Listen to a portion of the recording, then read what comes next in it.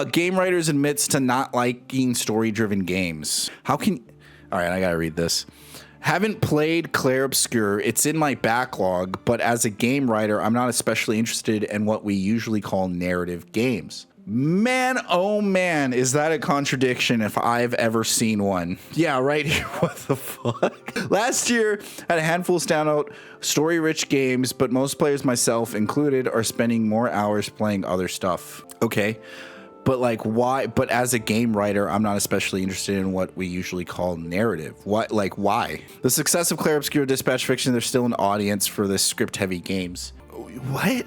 But in a year with roughly 12,000 releases on Steam, those titles were outliers. His logic is because there were 12,000 releases on Steam that the story-based games, because there were only 3 story-based games that were popular, they were outliers. This is being intellectually dishonest right here. Now, let me explain why it's being intellectually dishonest, because if you apply that, you can apply that logic to anything.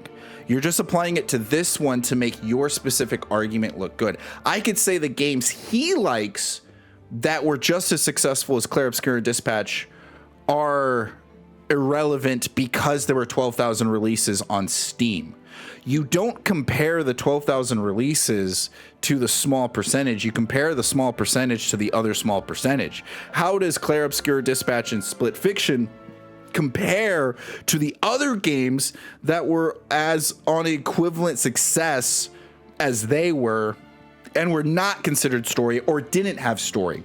And of those, how many do they even match the same quantity? So basically, were there 3 other games that didn't have story that did it, or were there more, or were there less? That's how you do it.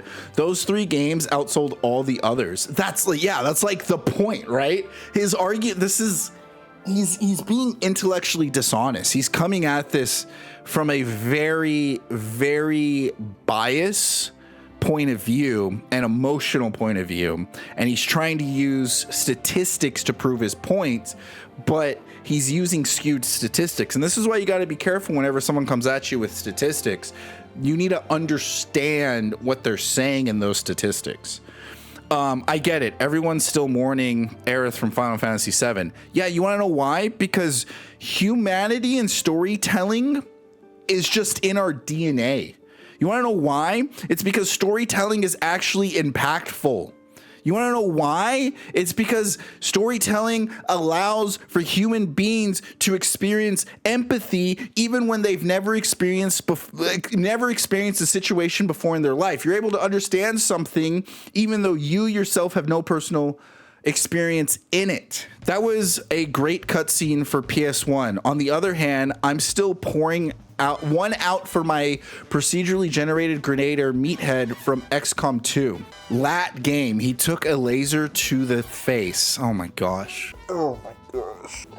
Dude, I like these types of people that refuse to have empathy but feel entitled for everyone to understand them. Get right under my skin. This is where I tend to crash out on the internet, is when I hear things like this.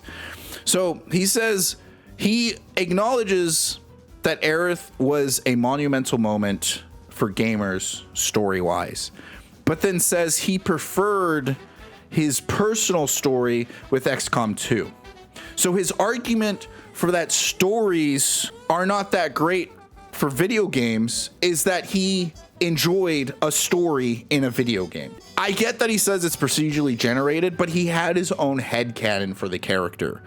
And I also understand that what he's trying to say was there was no narrative that pushed for this character, but he doesn't understand what he's failing to recognize is that he created a narrative for that character.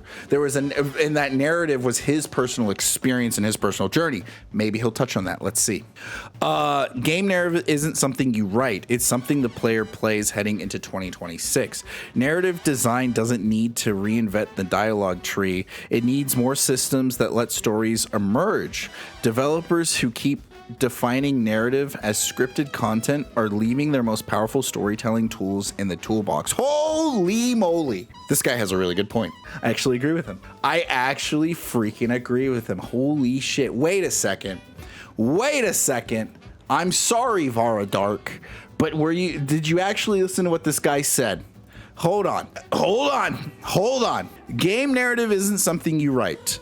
I know that sounds like an oxymoron, that sounds contradicting, but he's saying game narrative isn't what he's saying. Video games are more than just storytelling. They're interactive storytelling. They're engaging storytelling. Video games, this is what I was talking about with Hollow Knight. So like you think of like Silksong, you think of Hollow Knight.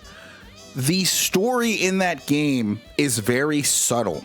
You spend 80% of your time playing the video game and 20% of your time consuming the story. Whenever I played games like Ghost of Yotai, it almost felt like it was a 60-40, where I spent 40% of my time listening and being stuck standing in a position, having to take in information. But I had more of an impact with Silksong because the gameplay mechanics were intertwined with the storytelling. Therefore, what I did in the game was a reflection of how the story needed to progress. My example is the fleas. When you have to collect all the fleas, that's not something I want to do as a player, but it's needed for the story to show that you're building back the community and the culture inside of I forget what it was called, Faerun or whatever, not Hallownest, but whatever the Citadel was called, right? And so that's super important because I had to work for that. And then when you get into the third act and it starts crumbling down and you see that everything that you worked for to, because you want to get a different ending other than the Act 2 ending. You want to get Act 3's ending. Everything you worked for is at jeopardy, and you want to fight for it as a player. Whereas these other games, the narrative and gameplay are so separated that you may like the story, but you're probably not, it probably doesn't even matter what's going on in the game.